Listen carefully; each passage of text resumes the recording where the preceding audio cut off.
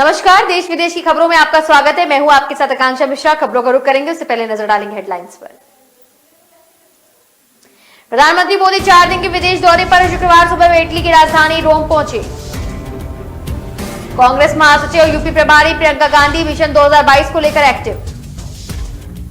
राष्ट्रपति रामनाथ कोविंद 2 दिनों के लिए भावनगर आए हैं। शुक्रवार 29 अक्टूबर को भावनगर हवाई अड्डे पर उतरने के बाद वह तालगढ़दा में पू मुरारी बापू के साथ समारोह में शामिल। सोशल मीडिया पर दुष्प्रभाव को लेकर टक्कर देने के लिए पंजाब कांग्रेस ने भी पूरी तैयारी कर ली। और कोरोना का कहर यूपी में थम नहीं रहा। रूस में गुरुवार को एक दिन में रिकॉर्ड 40,000 संक्रमण के नए मामले सामने।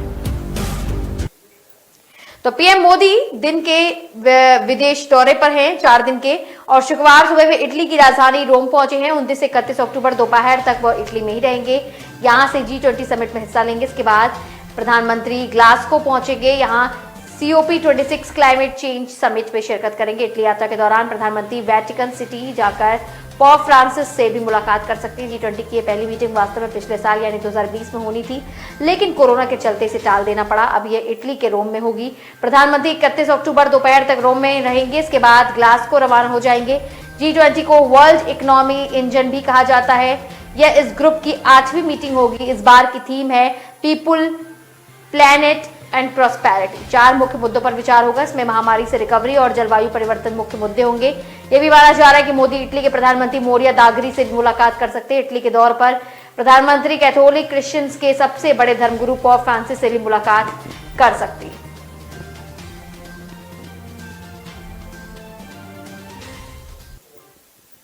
तो कांग्रेस महासचिव और यूपी प्रभारी प्रियंका गांधी मिशन 2022 को लेकर एक्टिव है। शुक्रवार को वे सुबह 7 बजे ललितपुर पहुंची। कुछ देर बाद सरकारी गेस्ट हाउस में ठहरने के बाद 9:15 पर प्रियंका गांधी पाली गांव में खाद के लिए जान गंवाने वाले किसान बबलू पाल के परिवार से मुलाकात कर चुकी हैं।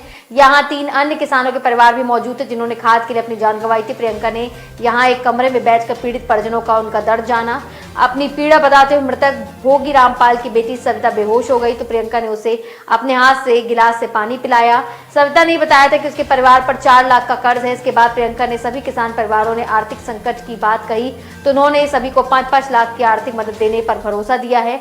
इससे पहले लखीमपुर हिंसा में पीड़ित 4 किसानों के परिवारों को छत्तीसगढ़ और पंजाब सरकार ने 50-50 लाख की मदद की थी। प्रियंका गांधी बबलू पाल के घर करीब 1 घंटे रही। इसके बाद वह दतिया मध्य प्रदेश के लिए निकल गईं। यहां वह मंदिर में माता के दर्शन करेंगी। झांसी के रास्ते वह दतिया कार से जा रही थी।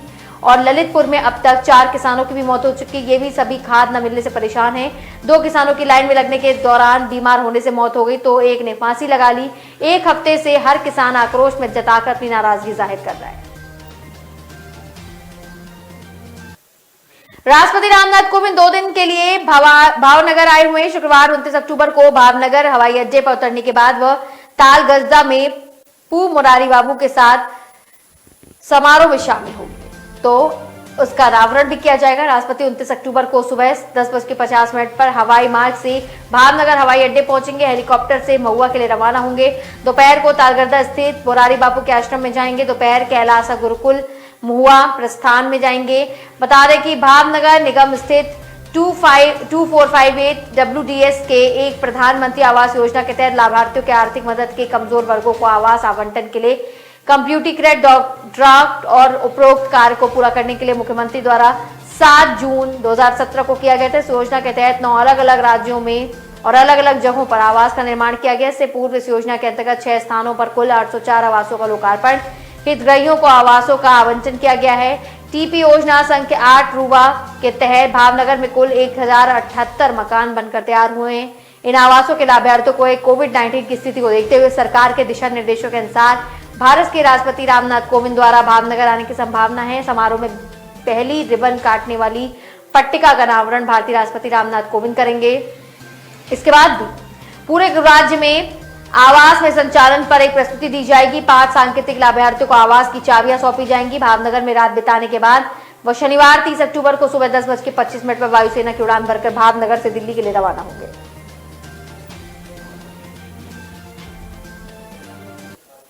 तो सोशल मीडिया पर दुष्प्रभाव को टक्कर देने की जब पंजाब कांग्रेस ने भी पूरी तैयारी कर ली है। पंजाब कांग्रेस ने 21 जनरल सेक्रेटरी और सेक्रेटरी नियुक्त किए हैं। जो चुनाव के वक्त पंजाब कांग्रेस के सोशल मीडिया पर जंग लड़ेंगे। इसमें तालमेल के लिए नवजोत सिद्धू और सरकार के खेमे के लोग शामिल हैं। यही नहीं, अकाली दल के IT विंग के हेड परमिंदर बराड़ को भी कांग्रेस ने अपने साथ मिला लिया है। कांग्रेस इस बंदोबस्त के से दोहरे लाभ की तैयारी में है। इसमें एक तो सरकार के कामकाज और CM के चेहरे की छवि की सोशल मीडिया पर चमकाया जाएगा, वहीं विरोधी पार्टियों के आरोप को भी कांग्रेस की तरफ से जवाब मिलेगा। परमिंदर सिंह बराड़ ने अकाली दल से चुनाव के लिए पहला बड़ा झटका है। परमिंदर बराड़ 2018 से 21 तक अकाली दल के स्टूडेंट्स ऑर्गेनाइजेशन ऑफ इंडिया के प्रधान रहे, इसके एक फाउंडर भी रह चुके हैं। वहीं 2009 से 17 तक वे यूथ अकाली दल के महासचिव रहे। सुखबिंदर बादल के डिप्टी CM रहते उनके OSD रहे हैं। 2009 से 16 तक विक्रम मजीठिया ने भी OSD रहे हैं और 2014 से 17 तक वे अकाली दल के IT विंग के प्रधान रह चुके हैं। कोरोना का कहर यूरोप में भी नहीं थमा है। रूस में एक ही दिन में 1139 मौतें दर्ज की गई हैं। रूस में 7 नवंबर तक स्कूल, सरकारी दफ्तर, अन्य सार्वजनिक स्थान बंद कर दिए गए हैं। सिंगापुर में गुरुवार को 5324 केस सामने आए हैं, लेकिन न्यूजीलैंड में कोरोना के मामलों में उतार के बाद अब सीमा प्रतिबंधों में ढील दी गई। न्यूजीलैंड सरकार ने 14 नवंबर से क्वारंटाइन की अवधि 14 दिन से घटाकर अब मात्र 7 दिन कर दी है। अगले साल से न्यूजीलैंड में क्वारंटाइन खत्म कर दिया जाएगा। उधर हांगकांग ने बूस्टर डोज का ऐलान किया है। दक्षिण पूर्वी एशिया में पर्यटन के लिए मशहूर देश थाईलैंड और वियतनाम ने अगले माह से टीके की दोनों डोजों लगे विदेशी पर्यटकों को एंट्री देने की घोषणा की। वियतनाम ने विदेशी पर्यटकों के अनिवार्य क्वारंटाइन को अगले माह से खत्म करने का निर्णय लिया है। टीके की दोनों डोज लगे यात्रियों को एंट्री दी जाएगी। वियतनाम ने गुरुवार से अंतर्राष्ट्रीय उड़ानें शुरू कर दी। यहां रुकेंगे एक छोटे से ब्रेक के लिए, जल्दी लौटेंगे। पापा हो या मम्मा हो, पापा हो या मम्मा हो, या मम्मा की अम्मा हो, या मम्मा की अम्मा हो, सबको हम सिखाएंगे, सबको हम सिखाएंगे, बिजली हम बचाएंगे, बिजली हम बचाएंगे। बत्ती पंखा गीजर हो, बत्ती पंखा गीजर हो, AC हो या हीटर हो, AC हो या हीटर हो, कभी न चालू छोड़ेंगे, कभी न चालू छोड़ेंगे। नेबर हो या टीचर हो, नेबर हो या टीचर हो, अकल से और मेहनत से, अकल से और मेहनत से, और पूरी हिम्मत से, और पूरी हिम्मत से, सबको हम सिखाएंगे, सबको हम सिखाएंगे, बिजली हम बचाएंगे, बिजली हम बचाएंगे, बिजली हम बचाएंगे। बिजली हम जवानों, बचाएंगे। जहाँ बिजली वेस्ट हो रही है वहीं अपनी बैटलफील्ड है, तो बिजली बचाओ, देश बनाओ।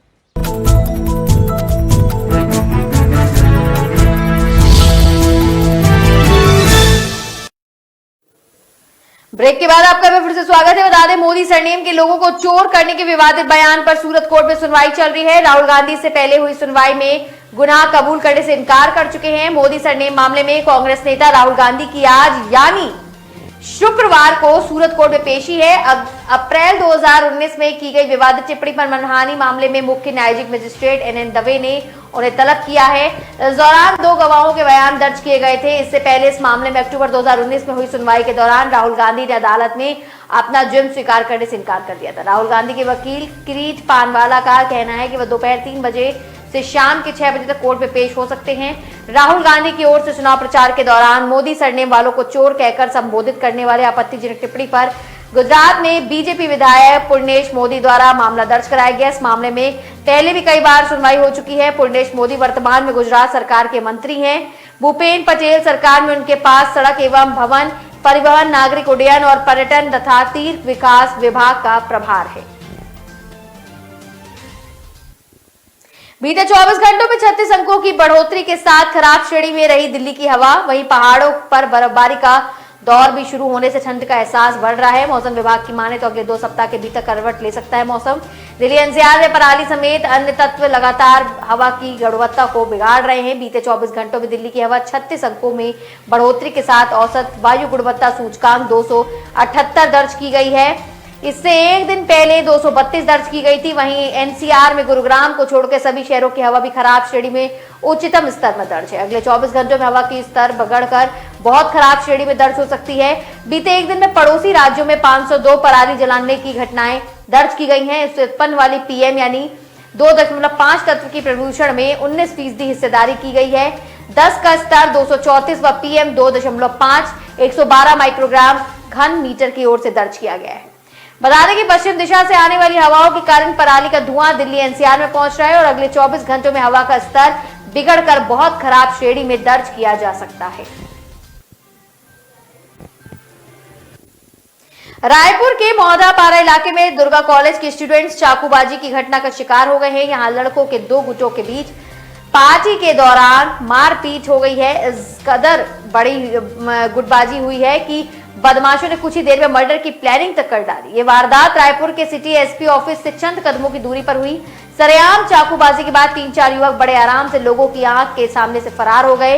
इस वारदात में 2 युवक घायल हुए जिन्हें अस्पताल ले जाया गया। चाकूबाजी की घटना गुरुवार रात को हुई है। मौदापुर पुलिस ने के मुताबिक दुर्गा कॉलेज के स्टूडेंट्स के एक ग्रुप ने एक पार्टी रखी थी। इसमें एक कॉम के स्टूडेंट्स शामिल थे और गुरुवार की रात ये पार्टी VIP रोड के होटल शीतल में हुई थी। स्टूडेंट्स डीजे की धुन पर डांस कर रहे थे। मौजूद स्टूडेंट्स में अहतेशाम अशरफी, अहतेशाम खान, मोहम्मद अल्ताफ खान शामिल थे। बता दें आपको कि जस्सी दुर्गा कॉलेज का छात्र नहीं था इनमें से और यहाँ लड़कों के गुटों में इसी बात को लेकर झगड़ा हो गया। झगड़ा इतना बढ़ गया कि दोनों गुटों में मारपीट हो गई। मारपीट के बाद कुछ देर हंगामा हुआ, फिर आधे घंटे बाद छात्रों के ग्रुप ने मामला शांत करवाया। तो राजधानी रायपुर में गुंडागर्दी की घटनाएं लगातार बढ़ रही हैं। ताजा मामला शहर के बैरन बाजार इलाके का है। यहाँ युवक के 2 विवादों में इस कदर विवाद बढ़ा है कि गैंगवार जैसे हालात हो गए। घटना का एक वीडियो सामने आया है जिसमें युवकों का एक गुट है जो एक लड़के को बुरी तरह से पीट रहा है। इसमें गलियों में दौड़ा दौड़ा कर मारा जा रहा है और इस मामले की खबर पाकर कोतवाली थाने की टीम जुट गई है। वीडियो में कौन लोग दिख रहे हैं इसकी वजह अभी सामने नहीं आई है। यह अभी तक साफ भी नहीं हो पाया है। वीडियो में मार खाता हुआ युवक आरोपियों से बार बार सॉरी कहता नजर आ रहा है, लेकिन मारने वाले युवकों ने उसकी एक भी नहीं सुनी और जमकर उससे मारपीट करी। फिलहाल सामने आई जानकारी के मुताबिक वीडियो में नजर आए कि कुछ युवक बैरन बाजार इलाके में ही पुराने बदमाश हो सकते हैं। पुलिस को अंदेशा है कि युवकों ने किसी पुरानी रंजिश के चलते मारपीट की है। इसी झुंड के दूसरे युवक ने जानबूझकर वीडियो रिकॉर्ड किया जिससे इलाके में अपना दबदबा दिखा सके। पुलिस इस मामले में कुछ स्थानीय लोगों से भी जानकारियां जुटा रही है।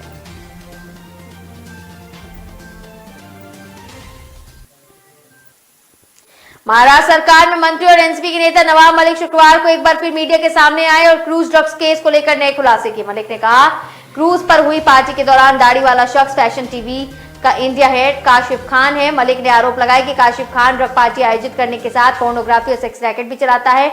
इसके बावजूद उसे क्रूज से आराम से जाने दिया गया। मलिक ने यह भी कहा कि काशिफ और समीर वानखेड़े अच्छे दोस्त हैं, इसी वजह से उसे नहीं पकड़ा गया। मलिक ने कहा कि NCB को इस बात की जांच करनी चाहिए और आखिर क्यों समीर वानखेड़े और उनकी टीम ने काशिफ खान को वहां जाने दिया। इससे पहले भी कॉन्फ्रेंसिंग के दौरान मलिक ने कहा था कि काशिफ की गर्लफ्रेंड भी क्रूज पर मौजूद थी। मलिक ने कहा कि दाढ़ी वाला अंतर्राष्ट्रीय ड्रग माफिया कभी तिहाड़ जेल में कैद था, लेकिन समीर वानखेड़े ने उस पर कोई कार्रवाई नहीं की और क्रूज से उसे जाने दिया, जबकि दूसरे लोगों को गिरफ्तार कर लिया गया। दाढ़ी वाला ड्रग्स माफिया अपनी महबूबा के साथ क्रूज पर नाच रहा था। इस मामले के CCTV फुटेज नहीं दिए गए हैं। यदि समीर वानखेड़े नहीं देते हैं तो हम तो CCTV मुहैया करवाएंगे। अगर यह सब जांच का हिस्सा नहीं बनता तो हमें लगेगा कि पूरा नारकोटिक्स कंट्रोल ब्यूरो ही भ्रष्ट है।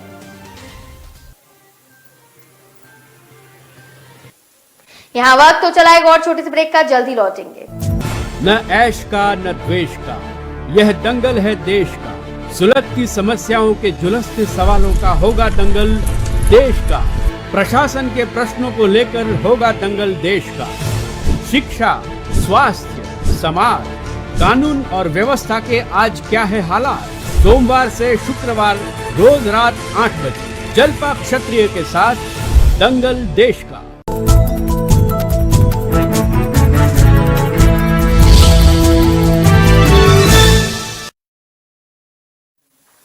ब्रेक के बाद आपका मैं फिर से स्वागत है। बता दें सीकर के फतेहपुर क्षेत्र NH11 पर चुरू बीकानेर बाईपास पर गुरुवार रात रसगुल्ला फैक्ट्री में बॉयलर फटने से पिता पुत्र की मौत हो गई। हादसा इतना गंभीर था कि दोनों के शरीर पर चिथड़े उड़ गए हैं। पुलिस मौके पर पहुंची, शवों को फतेहपुर के धानुका अस्पताल की मोर्चरी में रखवाया गया है। फैक्ट्री का शुक्रवार को उद्घाटन होने वाला था, उससे पहले ही हादसा हुआ। फतेहपुर कोतवाल उदय सिंह ने बताया कि हादसे में फैक्ट्री मालिक समरनाम चौधरी और उसके बेटे अशोक चौधरी की मौत हो गई है। दोनों बीकानेर के डूंडरगढ़ क्षेत्र के जनापसर गांव में रहने वाले थे। जांच अधिकारी सबीर खान ने बताया कि सावरमल ने फतेहपुर के NH11 स्थित चुरू बीकानेर बाईपास के पास आशीर्वाद चौराहे पर रसगुल्ला फैक्ट्री लगाई थी। इसका उद्घाटन शुक्रवार को होने वाला था। फैक्ट्री में गुरुवार रात ही बॉयलर लगाया गया था। यहां 2 मौजूद मजदूर थे और पिता पुत्र काम कर रहे थे। अचानक लीकेज होने से बॉयलर फट गया, धमाका हो गया। पास में ही खड़े पिता पुत्र की मौके पर मौत हो गई। वहीं मजदूर धमाका होते भाग गए, जिससे उनकी जान बच गई। पोस्टमार्टम करवाकर शव परिजनों को सौंपा जाएगा। पैसे की लेन देन पर मंदसौर के बीपीएल चौराहा स्थित Mishrilal and company petrol pump पर बीती रात 2 पक्षों में जमकर मारपीट हुई। मारपीट के दौरान पुलिस ने दोनों पक्षों का बीच बचाव करना चाहा, लेकिन मारपीट जारी रही। मारपीट के दौरान दोनों पक्षों ने एक दूसरे पर कुर्सियों और डंडों से हमला किया। मौके पर जिसके हाथ में जो आया उसे दूसरे को मार रहा था। मारपीट का वीडियो बना लिया गया। वहीं कोतवाली थाने में मारपीट करने वालों के खिलाफ मामला दर्ज हुआ है। पुलिस के अनुसार गुरुवार करीब 11 बजे बाइक में पेट्रोल भरवाने अरबाज अली और आरिफ अली आए थे। इस दौरान पंप पर काम कर रहे आदिल खान की पैसों की लेन देन के लेकर बहस हुई। पहले दोनों में कहासुनी हुई, बाद में मारपीट शुरू हो गई। पंप पर बाइक में पेट्रोल भरवाने के लिए दोनों युवकों ने पेट्रोल भर रहे कर्मचारी से बहस की। इस दौरान पंप संचालन ने थाना सिटी कोतवाली पुलिस को मामले की सूचना दी है। मौके पर पहुंची पुलिस दोनों पक्षों को समझा बुझा पाती, लेकिन तब तक दोनों गुटों में मारपीट शुरू हो चुकी थी। पुलिस बीच बचाव करती रही, दोनों पक्षों तक दूसरे को कूटते रहे। हालांकि बाद में मारपीट कर रहे युवकों को पुलिस थाने तक पहुंची गई और एक दूसरे की शिकायत कर मामला दर्ज कर लिया गया। खंडवा में 3 साल के आदांश हत्याकांड में नया खुलासा हुआ। आरोपी श्रीराम रिश्ते में बच्चे का चाचा लगता है। वादांश के पिता का चचेरा भाई भी है। घर के सामने में है, 15 किलोमीटर की दूरी पर रहता है। यही नहीं, वारदात को अंजाम देने के बाद वह रोजाना आदांश के घर जाकर परिवार को सांत्वना देने का नाटक भी कर रहा था। मामले में पुलिस ने करीब 60 लोगों से पूछताछ की है। बता दें, उसे लगता था कि आदांश के घर वालों ने उस पर जादू टोना कर दिया है। श्रीराम कई बार आदांश के घर के सामने आकर बिना नाम लिए गाली गलौज करने लग जाता था। फिर ठान ली कि परिवार को गहरा दर्द देना है। इधर बच्चे के पिता ने आरोपी को फांसी की सजा देने की मांग की है। मामले में मुख्य जांच अधिकारी एडिशनल एसपी प्रकाश परियार ने बताया कि 20 अक्टूबर को इलाके में बोरी में बंद बच्चे का शव मिला है। वारदात का चश्मदीद नहीं है। परिवार वाले किसी से भी विवाद की बात नहीं बता रहे थे। छत्तीसगढ़ की राजधानी रायपुर में रंगारंग समारोह के बीच राष्ट्रीय आदिवासी नृत्य महोत्सव में आगाज हुआ। 3 दिन के इस समारोह में देश भर के 33 राज्य और केंद्र शासित प्रदेशों के 6 विदेशी नजर दल की भी शामिल हुए हैं। महोत्सव का उद्घाटन करते हुए झारखंड के मुख्यमंत्री हेमंत सोरेन ने कहा, यह महोत्सव ऐसे वर्गों का सम्मान है जो सदियों से अलग अलग रहे हैं। इस कार्यक्रम की विशेष बात यह, लोगों ने भाषा समझ में नहीं आने के बावजूद दूसरे राज्यों और देशों के लोगों के साथ आनंद उठाया, सुरताल में खोए रहे। उस समाज के लिए जो शैक्षणिक और आर्थिक रूप से पिछड़ा रहा है, यह संदेश है और हम चाहते हैं कि यह वर्ग भी कदम से कदम मिलाकर चल सकता है। उन्होंने कहा, यहाँ खेलों का क्रेज है। हालात ऐसे हैं, किसी खेल की भारतीय टीम में आधे से अधिक लड़कियां झारखंड की होती हैं। छत्तीसगढ़ के मुख्यमंत्री भूपेश बघेल ने कहा कि उनकी सरकार आदिवासी कला संस्कृति के संवर्धन की कोशिश में लगी है और इस महोत्सव से उसी सोच का हिस्सा है। संस्कृति मंत्री और अमरजीत भगत और पर्यटन मंत्री ताम्रध्वज साहू ने इस आयोजन को छत्तीसगढ़ के लिए संस्कृति और पर्यटन क्षेत्र के एक्सपोजर को लेकर महत्वपूर्ण बताया है। इसी के साथ उनके साथ कई सारे अन्य राज्यों के लोग भी शामिल रहे, जिनको माला और मंदिर मुकुट पहनाकर सम्मानित किया गया। खंडवा में दिन दहाड़े बुजुर्ग की पीट कर हत्या कर दी गई। दोपहर घटना 2 बजे की है। बता दें कि मान सिंह मिल स्थित शराब दुकान पर विवाद के बाद आरोपी युवक ने बुजुर्ग को मार डाला। मेन रोड पर सरेराह आरोपी लात घूसों से बुजुर्ग को पीट रहा था, लेकिन कोई बचाने के लिए आगे नहीं आया। पुलिस ने मौके से आरोपी को गिरफ्तार किया। घटना का सीसीटीवी फुटेज सामने आया। मृतक की शिनाख्त बाग सिंह पिता ध्यान सिंह निवासी भीलट बाबा मार्ग खंडवा के रूप में हुई है। मौके पर पहुंची कोतवाली पुलिस ने आरोपी प्रदीप नायक उर्फ भाऊ सिंह निवासी संजय नगर को गिरफ्तार कर लिया है। घटना के बाद से ही शहर में सनसनी फैल गई है। आचार संहिता के दौरान भारी पुलिस बल और विशेष कंपनियों के जवान ड्यूटी कर रहे हैं। लगातार गश्त निकल रही है, बावजूद बुजुर्ग को बचाया नहीं जा सका।